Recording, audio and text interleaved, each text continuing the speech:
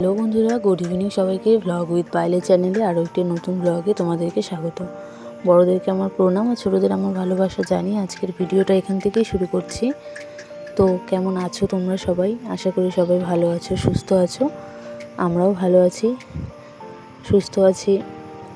আর সকালবেলা উঠে দেখো টুকাইবাবুর ভিডিওটা করে নিয়েছিলাম। আসলে আজকে সারাদিন শরীরটা একটু ছিল, একদমই ভালো ছিল না। সকালবেলা উঠেছিলাম 5টায়। দেখো টুকাইবাবুর পাপা রেডি হয়ে বেরিয়ে পড়েছিল শিলিগুড়ি যাওয়ার উদ্দেশ্যে।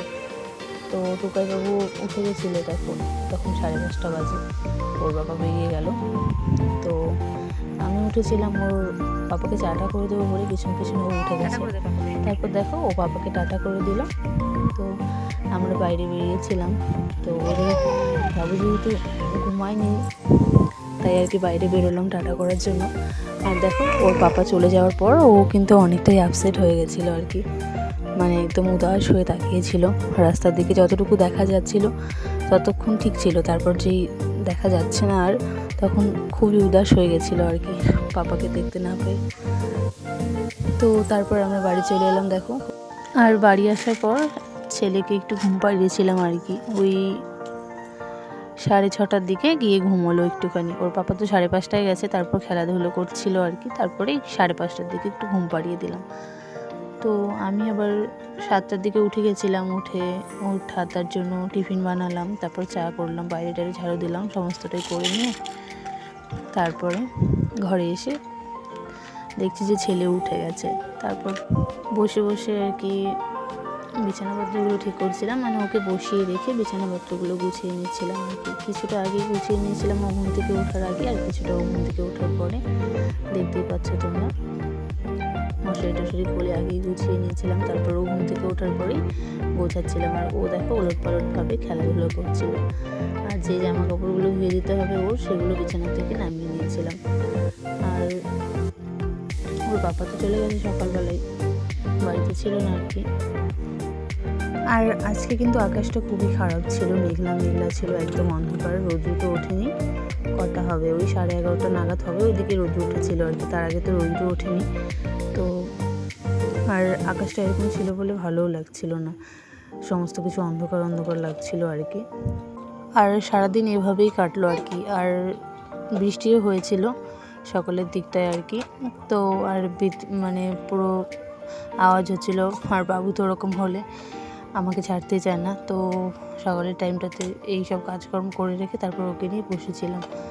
তারপরে একটু বৃষ্টি বৃষ্টি ছিল আর ঘরের কাজকর্ম সবই করেছি। তারপরেও ভাবলাম যে চলো আজকে নিজের ঘরটাকে একটু গুছিয়ে নেওয়া যাক। অনেক দিন হলো সেরমভাবে ঝেড়ে ঝুড়ে গোছাচ্ছি না আর কি। সেই 15-20 দিন মতন হয়ে গেছে। তো সমস্ত কিছুতে ধুলোবালি পড়ে গেছে। আর রোজ দিন মুছলেও অতটা পরিষ্কারভাবে মোছা হচ্ছে না। তো তাই ভাবলাম আজকে ঘরটাকেই গোছানো যাক। তো সেটাই আর কি করবো ভাবছিলাম। আর সকালের দিকটাতে সমস্ত কাজকর্ম যেগুলো আমার করার ছিল করে নিয়ে তারপর দেখো ছেলেকে নিয়ে বসে ফ্রেশ হচ্ছিলাম আর কি। ছেলেকেও ক্রিম ট্রিম লাগিয়ে দিচ্ছিলাম, নিজেও আর কি চিরুনি টিরুনি করছিলাম। আর তোমরা তো জানোই সকালের দিকটাতে একটু পাগল পাগল অবস্থায় থাকে। আসলে সকালবেলা উঠে ছেলেকে সামলাবো, কাজ করব, তার মধ্যে ওই চিরুনি টিরুনি করে ভিডিও করা ওইসব আর হয় না। তাই যেমন থাকি সেরকমই ভিডিও করি।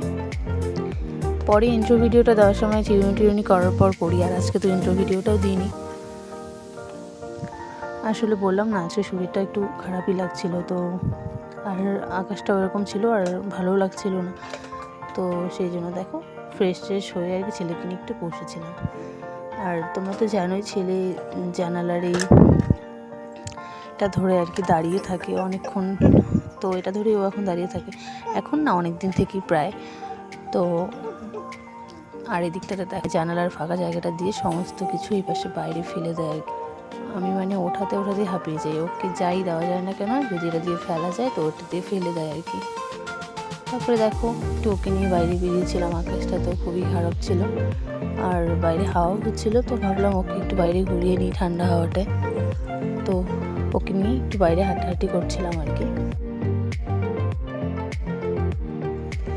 তারপর বাইরে যেহেতু বৃষ্টি হচ্ছিল তাই ভাবলাম কি করা যায়। আর যেহেতু বৃষ্টি হচ্ছে আর মানে বিদ্যুৎ চমকানোর আওয়াজও হচ্ছিল, তো ছেলে ছেলেকে তো একা ছাড়াই যাবে না, তো সেই জন্য দেখো ছেলের কাপড়ের ঝুড়িটা নিয়ে বসে গেলাম। মানে সম্পূর্ণটা অনেকদিন হলো পরিষ্কার করা হয় না, ওই দু একটা জামা কাপড় যেগুলো ধুয়ে দিই সেগুলো তো রোজই ভাঁজ করে রাখি, কিন্তু ওই সম্পূর্ণটা ঝেড়ে ঝুড়ে পরিষ্কার করা হচ্ছিল না, তো তাই আজকে এটা নিয়ে বসে গেছিলাম।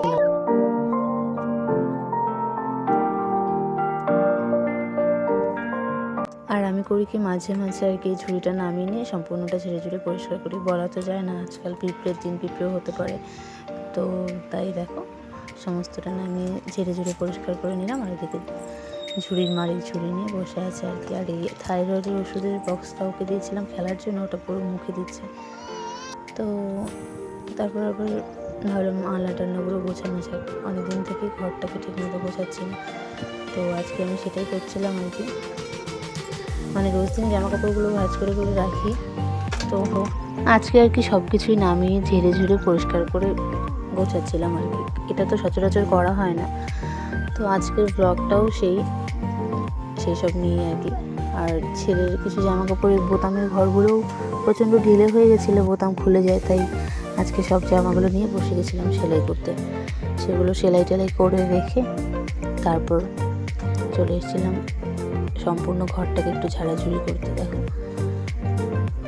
আর এই যে ড্রেসিং টেবিলটা, এটা তো মানে রোজ দিনই মুছতে হয়, আয়নাটাকে রোজই মুছি, তো সাইডের কর্নারের একটাকে অনেক দিন ধরা মোছা হচ্ছে না, তো ভাবলাম আজকে এগুলোই করা যায়। আর একটু যদি বৃষ্টি বৃষ্টি ওয়েদার ছিল, ওইদিকে রান্নার ঝামেলাও ছিল না, শাশুড়ি মা রান্নাটা করে নিয়েছিল, তাই আমি ভাবলাম তাহলে এই কাজগুলো করে নেওয়া যাক। আসলে রোজ দিন তো ফাঁকা টাইম থাকে না, আর সেই জন্যই আজকে ফাঁকা টাইম পেয়েছি বলে আজকে করে নিচ্ছিলাম এগুলো। আর দেখো রোজ দিনই তো ঘর গোছানো, ঝাড়ু দেওয়া সবটাই হয়, সবটাই তোমরা দেখতে পাও। এক ব্লগ দেখতে তো রোজ দিন ভালো নাও লাগতে পারে, তাই ভাবলাম আজকে একটু অন্যরকম ব্লগ করি। তো আজকে আমি ঘর দুয়ার গোছাচ্ছিলাম, সেই ব্লগটাই তোমাদের সঙ্গে শেয়ার করবো বলে ভিডিও করে রাখছিলাম আর কি। আর রোজ দিনই তো ভালোভাবে ঘরগুলো গোছানো হয় না, যেহেতু বাচ্চা ছোটো, ওই ঝেড়ে ঝুড়ে পরিষ্কার করার রোজ দিন আর সময় হয় না, সেগুলোই করছিলাম আজকে।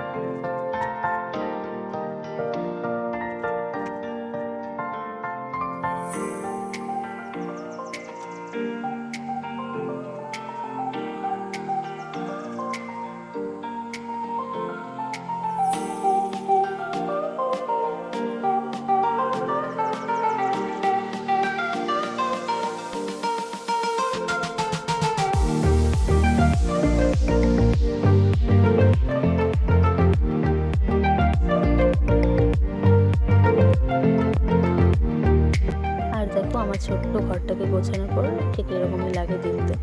তো তোমাদের কাছে কেমন লাগছে সেটা জানিও। আর আমাদের ঘরগুলো অনেকই ছোট ছোট, কারণ কি এগুলো তো কোয়ার্টারের ঘর, তো সেই জন্যই আর কি ছোট ছোট রুম। তো এই ছোট্ট রুমটাতে যতটুকু জিনিসপত্র আছে সেগুলোকে আমি ভালোভাবে গুছিয়ে রাখার চেষ্টা করি, মানে যতটুকু নিজের সাধ্য ততটুকুর মধ্যে গুছিয়ে রাখি। তো এই হচ্ছে আমার ছোট্ট ঘর। কেমন লাগলো অবশ্যই জানিও, আর পুরো ব্লগটা কেমন লাগলো সেটাও জানিও। ভালো লাগলে লাইক কমেন্ট শেয়ার করে দিও, আর নতুন হলে অবশ্যই আমার চ্যানেলটিতে সাবস্ক্রাইব করে পাশে থেকো।